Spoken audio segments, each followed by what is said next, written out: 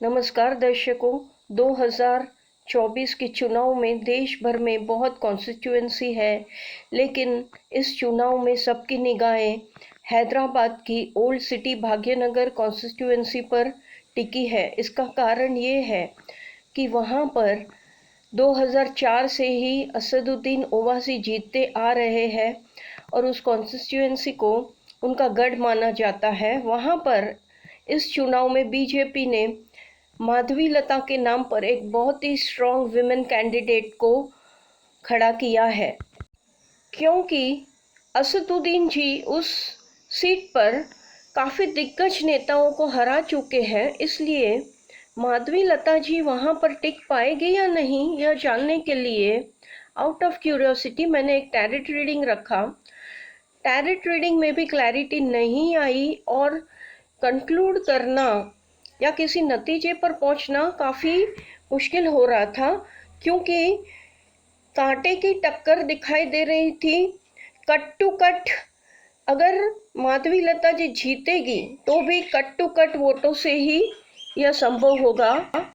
Tarot cards का पूरा explanation मैं नहीं कर रही हूँ, शॉर्ट में वीडियो बना रही हूँ, लेकिन इक्वल कार्ड्स आए और काफ़ी टेंशन क्रिएट होगा, तनाव होगा, बहुत कुछ होगा, स्मूथ नहीं होगा, किसी भी चीज़ का सामना करना पड़ सकता है।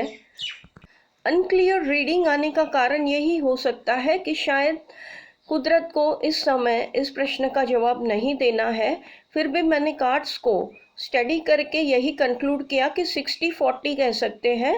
60 for Shrimati Madhavilatha ji and 40 for Asaduddin Owaisi ji. अगर माधवीलता जी यहाँ पर जीतती है तो वो विमेन के अपलिफ्टमेंट के लिए ज़रूर अच्छा काम करेगी, और देखा गया है कि हमेशा से वह विमेन अपलिफ्टमेंट का काम करती भी आई है।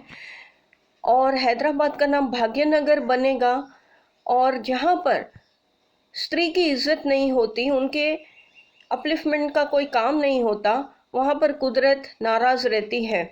तो मैं उम्मीद करती हूँ कि भाग्यनगर बने और कई स्त्रियों के भाग्य में कुछ अच्छे पॉजिटिव बदलाव हो। रीडिंग से मुझे यही समझ में आ रहा है कि जब तक चुनाव नहीं होते वहाँ पर बहुत ही संवेदनशील वातावरण रहेगा, कभी भी कुछ भी हो सकता है। और रनिंग चुनाव में भी जब चुनाव शुरू होंगे तभी भी वहाँ पर बहुत ही क्लाइमैक्स होगा।